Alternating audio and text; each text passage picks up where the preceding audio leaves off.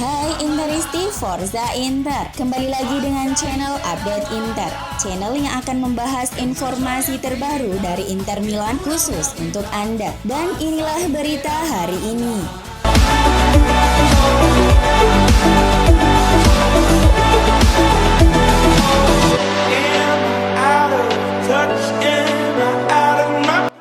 Inter akan bertandang ke markas Fiorentina pada pekan kelima Liga Italia Rabu dini hari nanti.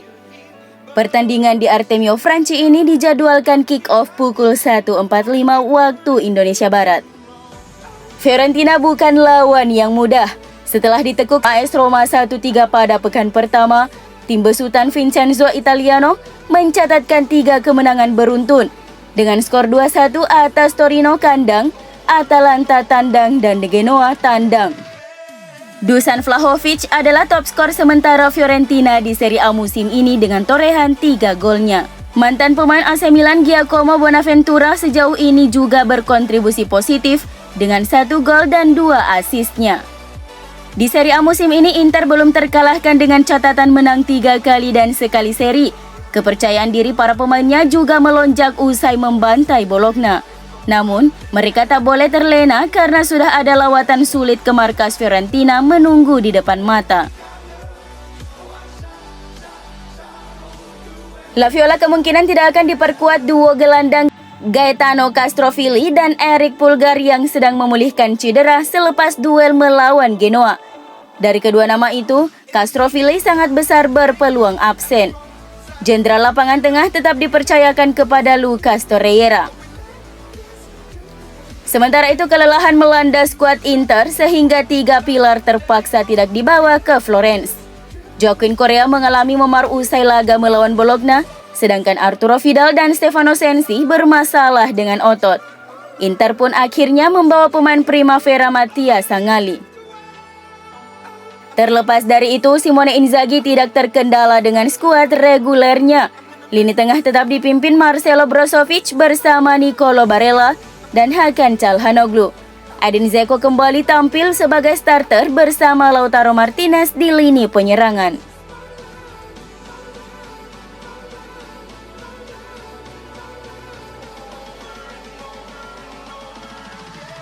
Pelatih Vincenzo Italiano menyadari duel nanti tidak berlangsung mudah. Inter dianggap sebagai tim yang pantas ditakuti. Namun Italiano meyakini kebersamaan di dalam tim bisa membuat Inter mengalami kesulitan di Artemio Franchi. Catatan buruk yang didapat Fiorentina dari Inter juga tidak terlalu dikhawatirkan oleh Italiano. Italiano menyatakan antusiasme anak asuhnya menjelang pertandingan ini sangat tinggi. Inter memang tim yang perlu ditakuti, sejauh ini mereka sudah memperlihatkan performa bagus, termasuk ketika menghadapi Real Madrid.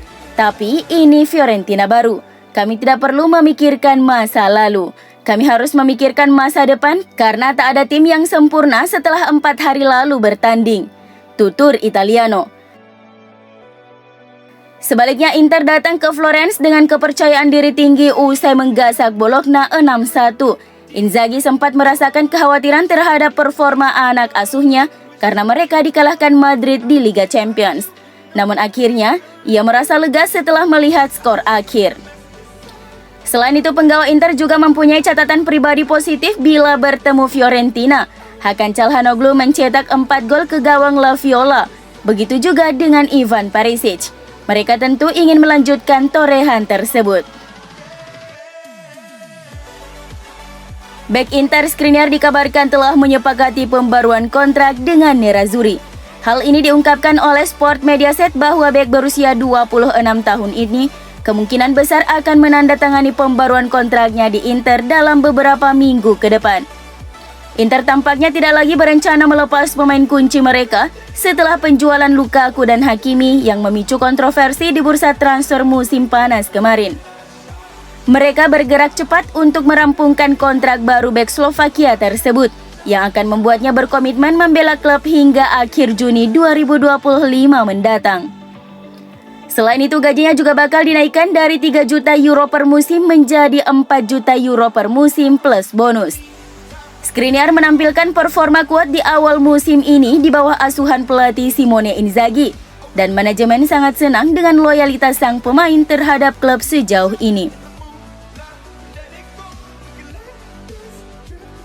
Satu di antara sedikit pemain yang tersisa di Inter dari era Luciano Spalletti adalah pemain timnas Uruguay Matias Vecino. Sang pemain seolah mampu membuktikan diri layak mendapat di skuad utama asuhan Simone Inzaghi seusai sukses mengatasi masalah cedera berkepanjangan yang sempat dia alami. Penuh energi dan usaha, Vecino memainkan permainan yang solid dan menyumbang 1 gol kemenangan atas Bologna. Gol itu jadi sinyal dari Vecino buat Inzaghi dan para pendukung Inter bahwa dia masih bisa menjadi pilihan yang sangat berguna. Dengan Arturo Vidal memulai musim dengan sangat baik, performa Matias Vecino akan menjadi aset berharga bagi Nerazzurri dalam hal kedalaman skuad.